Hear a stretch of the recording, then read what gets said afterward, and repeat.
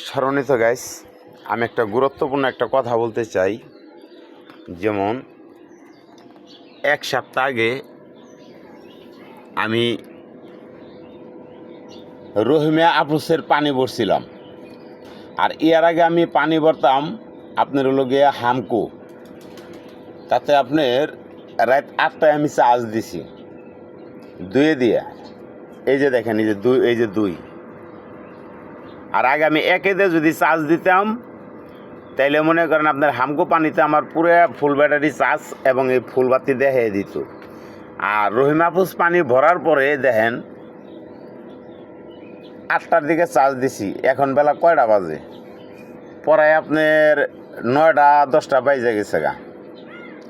তারপরেও আমার গাড়ি কোনো চার্জের নামে কোনো খবর নাই, অবিরত চলতে আছে, চার্জার গরমই হইতেছে। আচ্ছা প্লাস গেল দেখেন একটা ব্যাটারির পানিও কিন্তু বলকাইতেছে না, মানে একদম কোনো বলকান টলকানির নামে কোনো খবর নাই।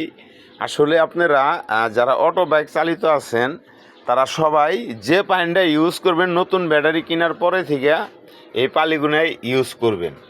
হঠাৎ করে যেই মনে করেন দামি পানি ভরে যে ঢুকাইবেন, আসলে তা দেখতেছি ব্যাটারির মধ্যে এটা একটা দুর্গতি।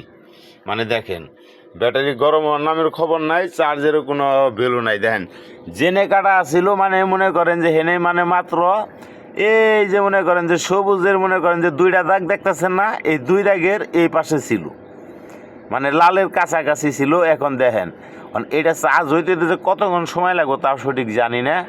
আচ্ছা যাই হোক, আপনারা একটু পানিগুলো যে ভরবেন একটু নিয়ন্ত্রণ অনুযায়ী ভরবেন, আর প্লাসে যে এই প্রত্যেকটা খুঁটিগুলো একটু চেক দিয়ে রাখার চেষ্টা করবেন। ইনি কিন্তু আসলে একটা ইম্পর্টেন্ট ভিডিও, শিক্ষামূলক।